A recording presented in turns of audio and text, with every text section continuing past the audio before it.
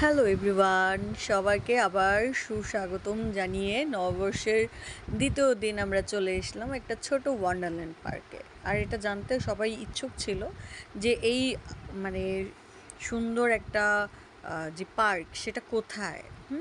তো এটা একটু বলে রাখি, সেটা হচ্ছে উত্তরপাড্ডা দিয়ে ভিতর দিয়ে এসেছিলাম আমরা 100 ফিট দিয়ে। 100 ফিটের ঠিক মধ্যস্থানেই কিন্তু কি ওয়ার্ল্ডানের পার্কটা। তো ওয়ার্ল্ডানল্যান্ডের যেই ডেকোরেশনগুলো জাস্ট ওয়াও ছিল। বাট আমার কাছে পার্সোনালি মনে হয়েছে যে এইখানে শুধুমাত্র বাচ্চারা আসলেই মনে হয় যে অনেক বেশি মজা করতে পারবে, কেননা আমরা যারা বড় আছি তারা ছবি তুলতে তুলতেই শেষ। এরা আসলে এখানে কোনো বড়দের রাইড তেমন নেই। আর যেটাতেই উঠবেন না কেন সেখানে সব 100 টাকা করে।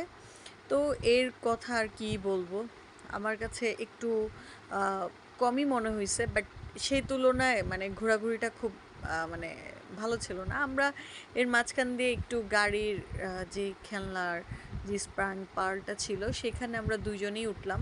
উঠে তেমন মজা করতে পারিনি, কারণ এটা তো আসলে ছোটদের, এটা তো বড়দের না। তো ওভারঅল মিলিয়ে তারপর টুকটুক করতে করতে দুজনে একটু ভিজিট করে নিলাম ভিতরের জায়গাগুলো। ভিতরে যেতে যেতে দেখলাম যে আই হাই, শুধু আমরা না, আরও অনেকেই আছে বড়রা। তো খুব সুন্দর, এখানে কতগুলো ছবি টবি নিয়ে নিলাম। আর এটা খুব সুন্দর একটা ওয়াটার ফ্লাইং ঘুরছিল। এই সব খেলনা, এই সব দোলগুলো হচ্ছে শুধুমাত্র এই দোলনাটা বাদেই, এই দোলনাটাই শুধুমাত্র একমাত্র ছিল বড়দের। আর এখানে একটা ওয়াটার বোট ছিল।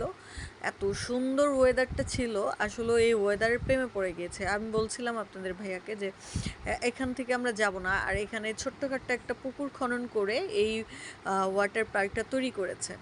এখানে কিন্তু বলে রাখি, এখানে কিন্তু একটা ছোটদের সুইমিং পুলও আছে, যেটা খুবই অসাধারণ। আর আমার এই ভিউটাই অনেক ভালো লাগছে। এটা শুধু দুই করোড় জায়গা নিয়ে হচ্ছে এই পানি খনন করে এটার মধ্যে নিজস্বভাবেই কিন্তু একটা পুকুর তৈরি করছে। তো দেখতে দেখতে দেখলাম যে সামনে যাচ্ছি একটা ছোট রেলগাড়ির বাচ্চাদের।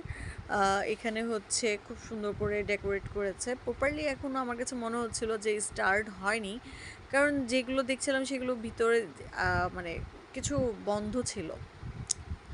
তো দেখলাম দেখতে দেখতে এই যে ছোটদের সুইমিংয়ের কথা বললাম, এখানে কিন্তু খুব সুন্দর।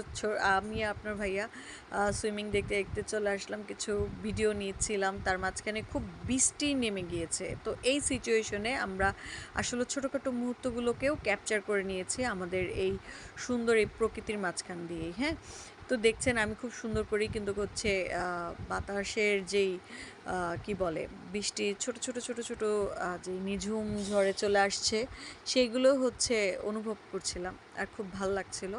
তো ভালো লাগার মাঝখান দিয়ে হঠাৎ করে দেখলাম যে হ্যাঁ, ভিজে যাচ্ছি। তো ভিজে গেলে তো আর হবে না, বাসাও তো যেতে হবে। তো এখন খুব সুন্দর এই ওয়েদারটা ফিল নিচ্ছিলাম। এমন সময় দেখলাম অনেক জোরে জোরে বৃষ্টি নেমে গেছে। সুন্দর মতো ভিতরে চলে আসলাম, এসে বসলাম রেস্টুরেন্টে। এখানে কিন্তু বলে রাখি, রেস্টুরেন্টে বসেছিলাম, বাট খাবারগুলো আমার কাছে মনে হয়েছে ফালতু। তার কারণ হচ্ছে টাকা ইনভেস্ট, অনলি ফর টাকা ইনভেস্ট, আর কিছুই না ভাই। এখানে হচ্ছে সুন্দর। তো যাই হোক, ভালো থাকবেন সবাই, বাই বাই।